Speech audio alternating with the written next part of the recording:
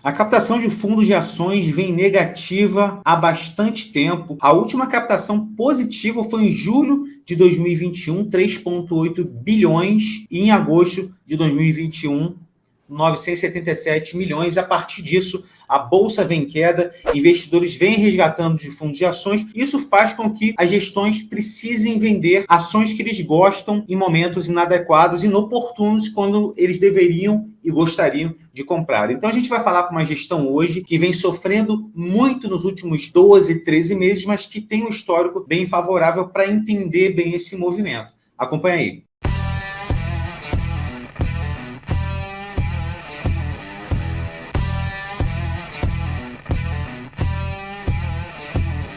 Fala pessoal, bem-vindo ao canal da Carteira Z, sou o Rafael Zattara, é um prazer ter você aqui conosco para falar sobre ações, investimentos, oportunidades, lacunas no mercado financeiro. E hoje a gente vem falar com a gestão Inter Ibovespa, já fizemos algumas lives aqui no canal, é um fundo que tem um histórico excelente desde 2016 a 2021, amorteceram bastante a queda ali em 2020, quando a bolsa veio mais ou menos em V, né? Ela caiu bastante, depois subiu novamente, mas nesse período mais prolongado de queda da bolsa, o fundo vem sofrendo bastante e a gente acha muito interessante que a gestão venha no canal da Carteira Z, não somente para falar em momentos de alta, né, de bull market mesmo, mas também em momentos de crise. Por isso eu queria agradecer ao Marcelo e ao Luiz Fernando também do Inter Ibovespa, queria pedir para você curtir e compartilhar essa live, porque esse momento é muito importante que os investidores se tranquilizem um pouco com esse momento da bolsa, que geralmente quando todo mundo está em pânico é hora de comprar, quando vai para a euforia o correto é o movimento inverso.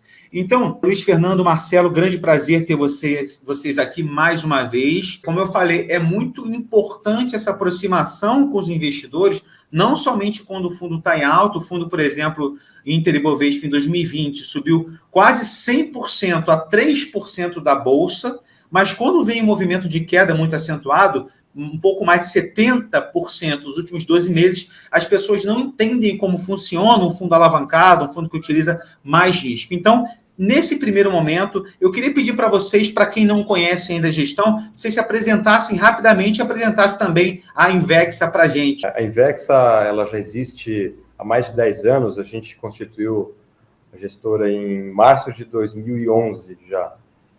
E antes disso, a gente, claro, já havia tido bastante experiência também pregressa em outras instituições, na parte de análise de fundos, gestão de carteiras. O nosso carro-chefe, que é o nosso principal produto, o Inter Mais, ele, como você mencionou, ele foi constituído em 2016. Né? Esse é o nosso principal produto, né? E ele é um produto dentro de um segmento bastante específico, que é essa parte de renda variável alavancada, como você mencionou. Perfeito, muito bom, Marcelo. É interessante saber sobre o histórico de vocês, que já é bem mais longo do que o próprio fundo. E aqui nesse início, né, eu queria que vocês falassem um pouco do momento atual do mercado. Se a gente for ver o PL da Bolsa agora, consultando aqui no site Oceans 14, ao que me parece, pelo menos aqui no site, o PL está o menor do século, né, desde 2001 aqui. Hoje de 4,23, o preço sobre o lucro da Bolsa. Então, é interessante que vocês, nesse início, falassem um pouco sobre esse momento atual no qual a gente está vivendo, agora que é uma queda prolongada, na verdade, de quase 13 meses consecutivos aí. A Bolsa, diferentemente da crise do coronavírus, a crise do coronavírus foi uma recuperação em V, né? Foi muito estímulo, e naquele momento, por exemplo, há um ano atrás, com os dados que você tinha do mercado, quanto pior o dado econômico saía perante o governo internacional, mais o mercado reagia positivamente. Por quê? Quanto pior, melhor, porque os estímulos continuam, a liquidez continua elevada e dessa forma o mercado continua subindo. Para a gente ter uma noção, desde 2020, 40% do dinheiro em circulação foi impresso desde 2020. Né? É um valor muito expressivo, foram 20 trilhões de dólares colocados na economia. E esse ajuste que os mercados estão sofrendo, através do quê? Um remédio amargo. Você tem que subir o juro para controlar uma inflação mundial, em troca que você não vai ter crescimento. Então a gente está discutindo se vai ter recessão, qual vai ser o período de recessão. E recessão nada mais é do que crescimento zero ou negativo. A gente teve recentemente os dados da China com PIB negativo, mas também você tem lá 50 casos de coronavírus em Pequim, você fecha Pequim. E isso levou o PIB da China a valores negativos no trimestre. Mas a gente acredita o quê? Que essa recuperação ela não vai ocorrer em V, como a gente viu em crises passadas, e nós estamos numa recuperação em U. Então o mercado ele vem, sofre, faz o ajuste necessário. É um ajuste amargo, porque você vê, por exemplo, os dados de desemprego dos Estados Unidos vindo pior do que o esperado, você não tem como agir em relação a isso, né? Você tem que deixar, de fato, o mercado se autoajustar, é isso que está acontecendo, e logo após isso, o mercado novamente deve performar. É difícil para nós, Atar, que não vivenciamos isso, né? Uma crise dessa magnitude com inflação, os Estados Unidos com uma inflação de 10%, é totalmente diferente do Brasil com uma inflação de 10%. O americano ele não sabe o que é ter uma inflação de 10%. Isso é algo muito relevante. E como é que a gente faz para ver e entender o momento que nós estamos? Isso a gente tem que ir em livros e entender como é que o mercado americano teve um processo inflacionário, como é que eles fizeram os ajustes. Isso foi lá em 1980, quando eles tiveram uma inflação alta. Estamos falando aí há praticamente 40 e poucos anos atrás, e demorou de 12 a 18 meses para os dados começarem a melhorar e o mercado voltar a performar. Então, nós entendemos que esse momento que começou no primeiro semestre desse ano nos Estados Unidos, ele está sofrendo o ajuste.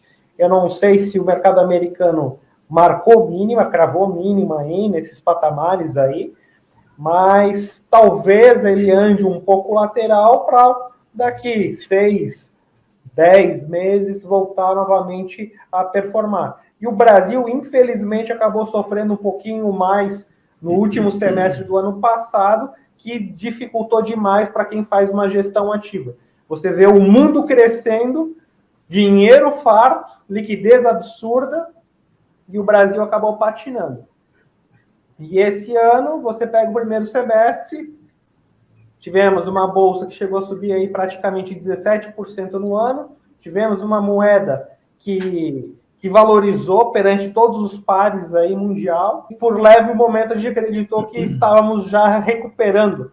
Nós tínhamos uma perspectiva do PIB para esse primeiro trimestre de 0,5 ponto percentual negativo, já foi revisado para 1,5%, já estamos falando em revisão de PIB de 2% para esse ano. Então, os dados que nós temos em relação à economia brasileira são muito positivos. Mas, infelizmente, Exata, não é dado bom, não é PIB positivo que vai fazer hoje o mercado reagir positivamente. Isso não reflete em ações. Isso reflete muito no que você falou. Você teve muitos saques, uma renda fixa pagando 14% sem risco, o pessoal acaba sacando de renda variável para botar em ativos sem risco, e isso pressiona o mercado. Como a liquidez está baixa, gringo não está comprando, está vendendo lá fora, isso pressiona a bolsa, não tem por que a bolsa subir com fluxo vendedor, né? Então a bolsa está tentando buscar um equilíbrio. Tanto é que a gente vê que o volume negociado por dia, baixo o ano passado a gente tinha aí 23, 25 bi por dia, estamos aí com volume de 13, 14, 15, são valores muito inferiores ao que a gente tinha há um ano atrás. Isso reflete ao preço que as ações estão sendo negociadas, né? Entendi. Excelente esse panorama sobre o Ibovespa. É importante as pessoas entenderem isso, né? Eu vou compartilhar um gráfico agora para a gente ir direto ao ponto, para falar um pouco sobre o fundo, sobre a rentabilidade, sobre como é que está o psicológico de vocês. É um fundo, como a gente falou, que vem desde 2016 e com um histórico extraordinário até aqui, o meio de junho. Geralmente as pessoas, elas não compram um fundo, né? Por causa de uma convicção do processo da gestão, mas por causa disso aqui, só pela rentabilidade, não entendem e compram por isso e saem por isso. Compram porque ele subiu e saem porque ele caiu. Esse é o único fator que 90% ou mais dos investidores e fundos fazem. Então, eu queria que vocês explicassem para a gente sobre esse movimento do fundo. A gente vê aqui, desde 2016, pegando ali, que o fundo rendeu 132% a 72% do índice Ibovespa, né? Primeiramente, antes de a gente falar um pouco sobre as posições, assimetrias que vocês consideram favoráveis, como é que fica a cabeça da gestão, né? E aí vocês podem falar nesse contexto se mudou alguma coisa na gestão com relação à equipe, se alguém saiu, se teve alguma movimentação, isso é muito importante que a gente compreenda. Como é que fica a cabeça, o psicológico, né? Como é que, sabe, você vai dormir e acordar, caramba, o fundo está caindo 70%. Obviamente não é só vocês, tem muito fundo, inclusive o próprio Dínamo, que é a referência na indústria de fundos de ações, nos últimos 12 meses ele está caindo um pouco mais de 40%, e é um fundo somente comprado, sem alavancagem, com uma volatilidade muito menor do que o índice Bovespa. Então, é raro também acontecer com o Dínamo, se a gente for comparar desde 2016 agora, o Dínamo e o Inter Ibovespa, inclusive o Inter Ibovespa tem uma rentabilidade maior, mesmo com essa queda acentuada. Obviamente, eles têm características diferentes, mas só para as pessoas entenderem esse movimento. Então, fala primeiro, como é que está o psicológico de vocês? O cara acorda, poxa, vamos recuperar, em quanto tempo a gente vai recuperar? Eu acho que fica um pouco nessa questão com vocês. Então, comenta para a gente esse cenário do próprio fundo agora. Esse primeiro semestre ele foi extremamente complexo, porque se você olhar as oportunidades que você teve no mercado, vamos a um caso extremo, né, que todo mundo acompanha, a Magazine Luiza, quem comprou ano passado, perdeu 70%. Se eu perguntasse para vocês que Magazine sempre foi negociado com múltiplos extremamente caros, né, isso não é novidade, e você comprando com 70% de deságio uma Magazine Luiza, quem comprou no começo desse ano também perdeu 70%. Ela chegou a acumular uma queda aí próxima a 93% das suas máximas históricas. Ela fez aumento de capital recentemente, foi em fevereiro do ano passado, se eu não me engano, foram 5 bilhões de reais injetados na Magazine quando a empresa valia R$25. Esses 5 bilhões hoje estão valendo por volta de 1 bilhão de reais. Mas se a gente olhar num horizonte que você tinha uma taxa de juro de 10% ao ano, aí, com perspectiva no passado, você diz assim, quem colocou numa Magazine Luiza, custando R$25, colocou naquele aumento de capital de 5 bilhões, ele tinha uma perspectiva que nos próximos 3 anos ele ganharia na renda fixa 30, na Magazine ele tinha que ganhar no mínimo 50. A perspectiva para aquele analista era que o papel em 3 anos valesse R$35. Passaram-se aí 12, 14 meses, o papel está valendo aí R$2,80. 3 anos atrás, ela tinha aumentado o capital, tinha injetado mais 5 bi, ao valor próximo de R$12 a ação. Quem colocou aí há 3 anos atrás também está perdendo 80% do valor investido. Então, assim, o mercado ele está extremamente cruel. A questão liquidez mundial interfere, sim. Hoje as pessoas querem comprar muito mais ativos reais. Por exemplo, você compra um Banco do Brasil que possui agências. Você compra setor elétrico que tem toda a sua rede de distribuição. Você tem ativos reais. A Magazine Luiza é uma empresa de extremamente crescimento. Uma crise com aumento de juro, um CDI de 14 interfere sim no negócio.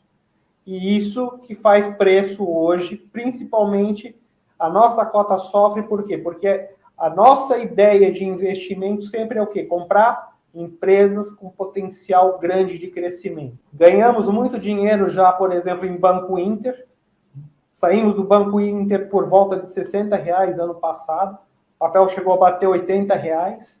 Esse ano aí, que ela migrou lá para fora, mas estaria por volta de R$5, R$6 a ação. Isso é uma queda aí de 93%. Nós não temos Banco Inter mais, mas para a gente entender a magnitude da desvalorização de vários ativos. O que a gente sempre tenta botar para as pessoas é que esses ativos, vem uma crise dessa de liquidez, sofrem mais do que um ativo, por exemplo, Itaú, CEMIG, setores de energia Eletrobras. São ações que são mais resilientes para esse momento, né?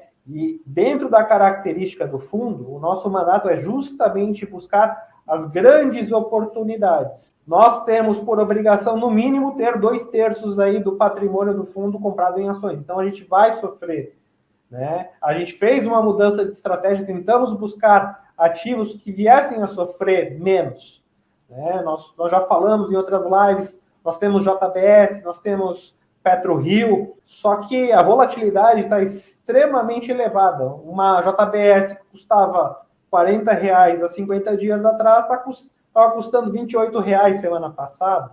Nós temos PetroRio, que há 50 dias atrás estava custando quase R$30, estava sendo negociada aí a R$20. Então, essa volatilidade elevada leva os ativos a terem essa flutuação grande, né? Então, nós temos essa característica, mas nos momentos que a Bolsa vier a recuperar, certamente a Bolsa deve subir 5%, a gente vai tentar subir 15% num mês. É essa característica que a gente busca.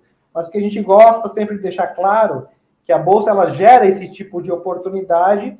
Infelizmente, a Bolsa brasileira gera muito mais do que outras bolsas, né? Uns exemplos clássicos para o dia a dia, para as pessoas visualizarem, eu gosto de colocar aqui, por exemplo, a Petrobras. A Petrobras, no final ali do mandato do PT, em 2014, a gente estava discutindo se a Petrobras ia quebrar ou não ia quebrar. Na época, o papel chegou a ser negociado por R$4. Hoje, o papel aí com os dividendos que pagou e tudo mais, hoje a gente vai falar que a mínima desse movimento foi por volta de R$2,50. Tá? E a gente estava discutindo, Petrobras vai quebrar, não vai quebrar? Como é que vai ser? O papel hoje está aí na casa aí dos R$28. De 2014, 2015, o papel subiu mais de 1000%. E a gente vai adentro, né? A gente vai falar, por exemplo, a PetroRio. Quando a gente fala de IPOs, né? Essa rodada de IPOs, todos os IPOs aí caindo 90%, 85%, praticamente aí dos últimos 70 IPOs que vieram desde 2020, eu acho que 55 estão negativos. Você pega a PetroRio, antiga HRTT, agora eu não lembro exatamente qual que era a sigla, o ativo caiu de 2011 a 2014, 99,5%, o IPO. Isto é, a reserva do IPO somente para investidor qualificado com reserva mínima de R$300 mil. Essa era a característica da HRTP. E, depois de cair 99,5%, a PetroRio, que virou na sequência, subiu mais de 14.000%. Então, eu estou colocando aqui uma janela de oportunidade. A gente viu uma Petrobras subir nos últimos anos 1000%. Nós enxergamos a PetroRio subindo 14.000%. A gente, por exemplo, Forja Taurus, de armamentos, caiu no governo do PT 97%. Veio o governo bolsonarista, a empresa se recuperou e já recuperou os 97% que ela caiu durante o governo do PT. Então, eu coloco aqui essa janela de oportunidade. Antigamente, você tinha algo muito isolado. Você tinha, Eternit caiu por causa do amianto.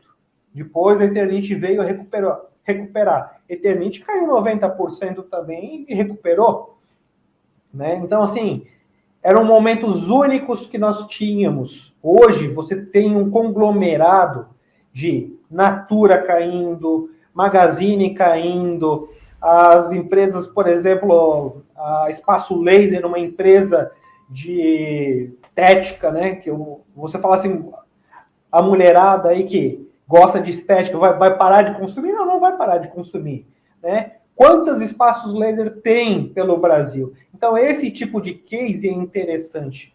Por exemplo, você pega uma local web que, recentemente, o General Atlantic anunciou que estava comprando ações de local web diretamente na Bolsa. Fundo de Private Equity não compra no pregão normal, ele não compra no valor de tela. Isso é negociado no mercado fechado, né? Se você enxerga esses fundos indo para a Bolsa e comprando participação de empresas relevantes, é sinal que a gente está tendo oportunidade.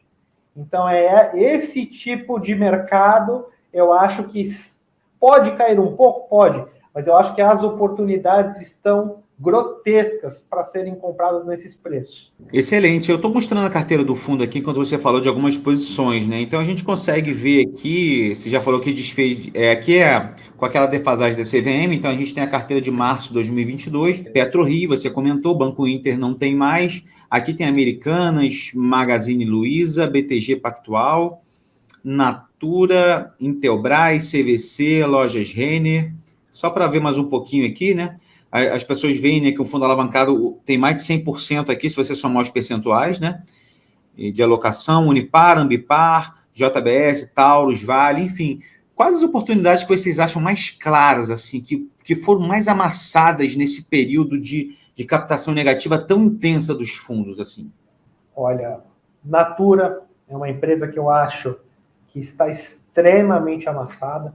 Nós chegamos a montar uma operação em Natura, eu até coloco aí para vocês entenderem, estávamos tendo retorno positivo nesse ano na Natura, e saiu uma notícia, na verdade não saiu a notícia durante o pregão, o papel simplesmente durante o pregão começou a bater, caiu 15%, depois veio um fato relevante, durante o pregão, teve uma conferência com grandes investidores, e que nessa conferência houve uma prévia sobre o operacional do resultado, como é que seria a divulgação.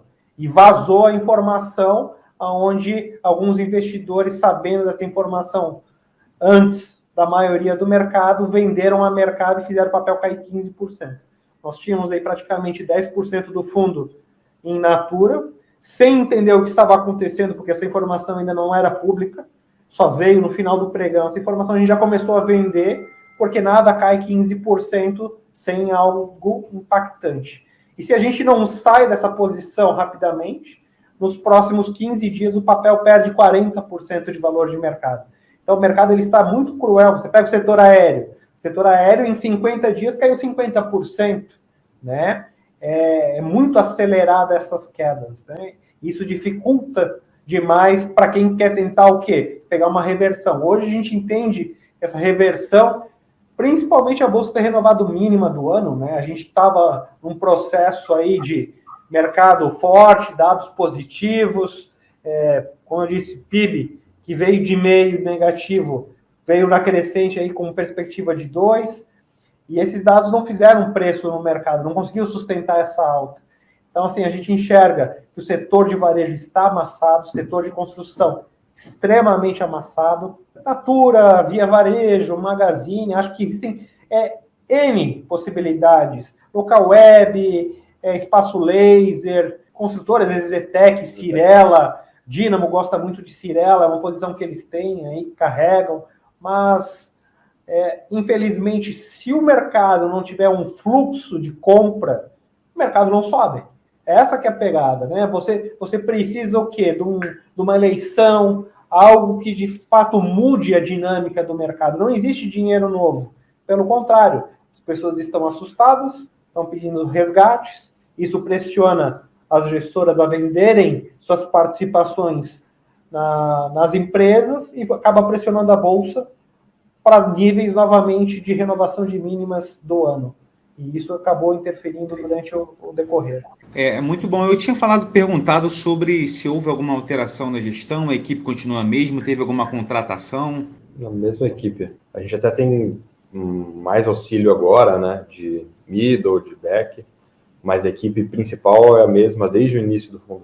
Excelente. Eu até vou colocar a rentabilidade aqui. Às vezes as pessoas têm dúvida, né, com o Dínamo, que é referência, né? Todo mundo gosta muito do fundo, reabriu e captou em poucos segundos. Acho que se não foram 2 bilhões, eu acho. Então, desde 2016 aqui, a gente tem um histórico aqui de 6 anos, né? A diferença de um fundo alavancado para um fundo tradicional comprado. Até foi impressionante esse movimento em 2020, que o Dínamo caiu muito mais do que vocês, é impressionante, mas a alta de vocês também foi bastante relevante aqui, né? Uma alta explosiva aqui, o Dínamo subiu um pouquinho, e nessa queda também aconteceu a mesma coisa. A queda de vocês foi muito alta, a deles nem tanto, né? Mas teve uma queda, como eu falei, né, de um pouco mais de 40%, chegando no final do período aqui, obviamente, esse gráfico aqui é estático, né? Para quem começou aqui em 2016, tanto no Inter Ibovespa quanto no Dínamo, ele vem aqui com uma rentabilidade de... Deixa eu ver aqui, ó. O Ibovespa no período 70%, nos últimos 6 anos, o Dínamo quase empatado, né, 74%, e o Inter Ibovespa 109%, mesmo com essa queda acentuada que as pessoas precisam entender e se confiar na gestão, se elas definem um percentual para fundos alavancados. Para terminar, eu queria que vocês falassem sobre isso. Para quem que é o Inter Ibovespa, um fundo do perfil do Inter Ibovespa que usa mais do que o capital, que realmente tem essas explosões para cima e para baixo. Para quem que é e qual o percentual que é indicado? Otário, esse gráfico que você está mostrando aí, ele é até interessante porque, você mesmo falou, né, ele é estático. Então, a gente olha esse gráfico e ele realmente está no pior momento, né, assim, do mercado de ações, né, de renda variável brasileiro. Está no meio do tornado ali. Se a gente talvez tivesse uma visão, um prognóstico, né, se a gente conseguisse talvez visualizar o futuro, não, claro que eu não posso afirmar isso, mas talvez estivesse num ponto de mínima, né, ou algo nesse sentido. E ele é um fundo, você tem o gráfico aí desde 2016, ele é um fundo realmente para você carregar, né? Claro, se você for vender essa posição agora, ele está ali ainda bastante acima do Ibovespa, mas não é o perfil do fundo, né? Você não venderia agora nesse momento, né? Então, às vezes você olha esse gráfico e pensa, né? Poxa, meu dinheiro caiu nesse valor, né? Mas, obviamente, a gente tem essas nuances da renda variável de volatilidade, né? Esse fundo, Zatara, ele é um fundo... Ele está num universo restrito, né? Porque se a gente pegar só a renda variável, se a gente pegar, como o Fernando estava comentando, as ações de grandes bancos, empresas tradicionais, Vale, Petro, né? A própria Ambev, as empresas mainstream, assim, da Bolsa... Essas empresas, elas por si só, elas já têm uma certa volatilidade, né? Só que elas são empresas já mais consolidadas, já geradoras de caixa, né? São empresas que não têm tanto potencial de crescimento. Obviamente, elas vão distribuir dividendos, elas são... É um outro perfil de classes de ações. Né? Empresas maduras. O Inter+, ele está numa categoria dessas ações que elas não representam esse mainstream, né? Elas são ações que a gente busca esse potencial de crescimento. Então, como o próprio Luiz Fernando estava comentando, a gente busca aquelas empresas que elas podem vir a valorizar até 100%, 200%, 300%, porque a gente sabe que isso é o mandato do fundo, né? É o jeito que esse fundo, que é o mandato, e é o jeito que a gente faz a gestão desse fundo. Então, se você separa, né, as ações, que já é um universo extremamente restrito, né? Se você falar de uma gama de investimentos assim brasileiro, né?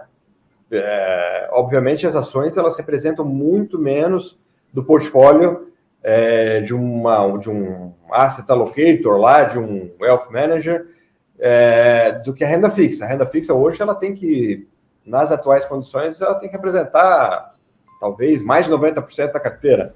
Então, você já está nesse universo restrito de investimentos com uma volatilidade um pouco maior, 10%, daí você tem outras classes, fundos imobiliários, você tem a própria renda variável, e aí você tem fundos iguais o nosso, iguais o do Luiz Alves, o Versa, que são fundos que eles têm, além de terem essa composição de mid caps, small caps, ele também tem um componente de operação com derivativos desses ativos. Então, ele é um fundo que, de fato, ele tem que ter mais estômago para estar dentro dele, né?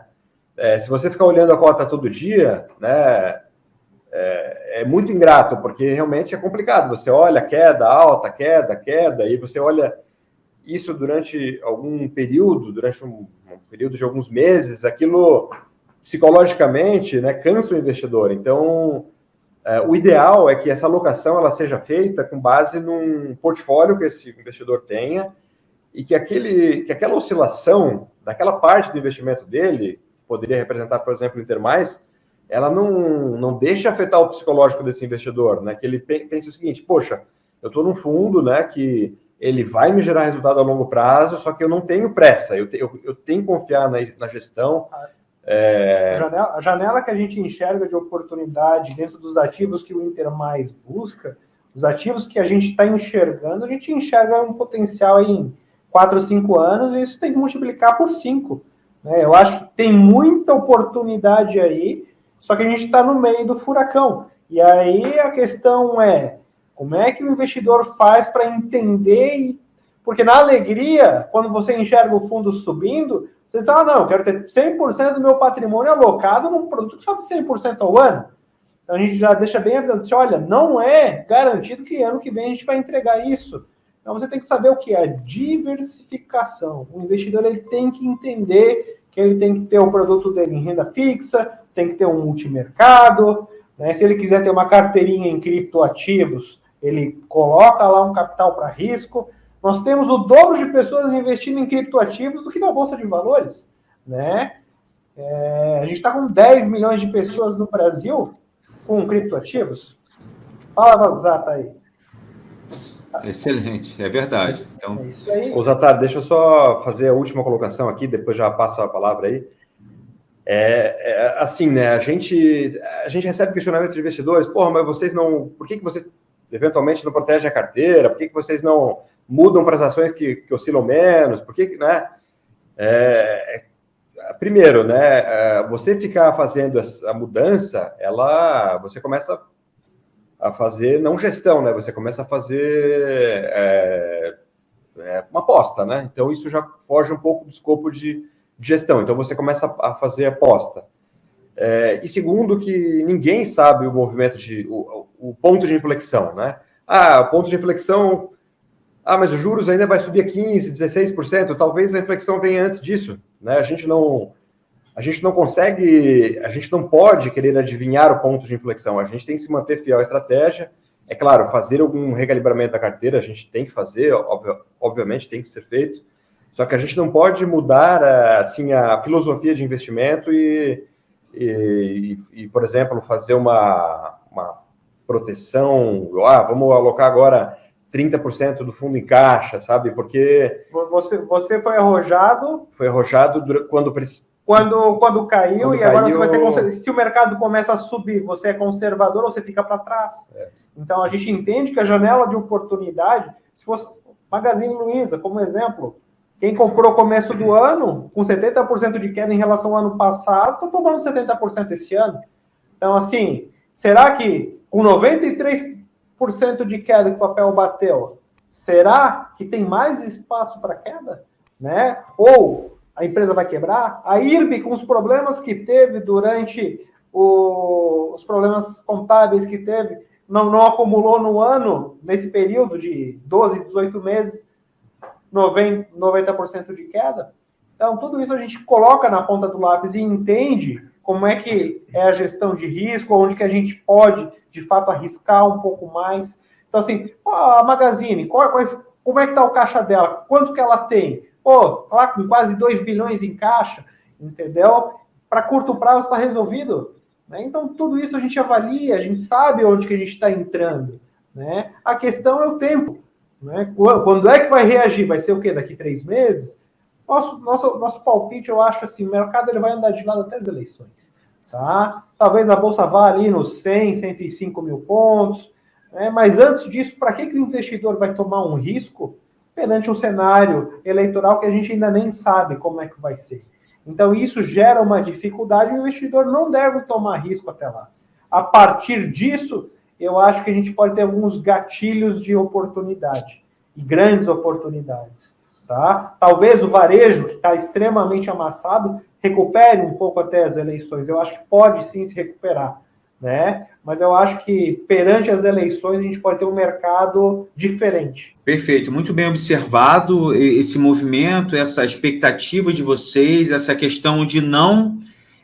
do risco, né? As pessoas perguntam muito quando o fundo cai muito, vamos reduzir o risco então. Então você aumenta o risco para subir e reduz quando tem uma queda acentuada. Eu acho que realmente não é para uma gestão profissional fazer isso, é um amadorismo realmente que não convém. Eu queria aqui exaltar a gestão por sempre estar disponível para falar conosco, tanto em momentos de fortes altas, como aconteceu em 2020, quanto em momento de fortes quedas. Acho que isso é o mais importante para uma gestão. Transparência, essa transparência que gera confiabilidade em quem está no fundo, em quem não está no fundo, em quem quer aplicar, ou quem está aqui também para entender um pouco de mercado, saber a percepção de uma gestão profissional, que como qualquer outra pessoa, técnico de futebol, de vôlei, tem altos e baixos ali e o cenário macro acaba influenciando. Então, eu queria agradecer por essa disponibilidade do Luiz Fernando, do Marcelo, que sempre atende a carteira Z e os investidores. Né? Vocês sempre estão disponíveis também, se o investidor quiser falar com vocês, ligar. Eu acho isso mais importante, inclusive, que outras questões que as pessoas acham que é mais importante do que isso, tá bom? Então, eu agradeço a vocês mais uma vez. Se quiser deixar as palavras finais... Não, a gente agradece também, Zatar. A oportunidade aí de conversar, sempre está aberto, né? A gente corrobora o que você falou, essa questão de transparência é importante, essa questão de educação é importante, né? A gente tem muitas pessoas físicas novas na Bolsa, né? Então... O boom da Bolsa ocorreu depois de 2020, aí a gente estava com 500 mil CPFs, aí a Bolsa veio para 5 milhões de CPFs, nos últimos 3 anos, mais ou menos. Então, você imagina que você tem aí 4 milhões e meio de pessoas que provavelmente devem estar no vermelho, né, perante os ativos aí que entraram. E esse amadurecimento, né, é muito importante, né? Assim, educação financeira, né, entender o macro, né, a parte do Brasil, né, as suas complexidades, né, agora junto lá fora, como o governo, às vezes, ele atrapalha, como ele ajuda, né? Então, isso é muito importante a gente ter você aí, o seu trabalho também de poder dar essa oportunidade para a gente conseguir falar com esses cotistas, né? Perfeito, muito bom. Agradeço mais uma vez vocês. Estaremos em contato. O pessoal que tiver alguma dúvida, coloca aqui embaixo nos comentários também. Curte e compartilhe esse vídeo, mesmo quem não é cotista do fundo, quer entender um pouco sobre o mercado, sobre percepção de risco também de uma gestão. Acompanhe a gente. Obrigado, Luiz Fernando. Obrigado, Marcelo. Forte abraço. Até a próxima. Até mais. Até. Um abraço. Valeu.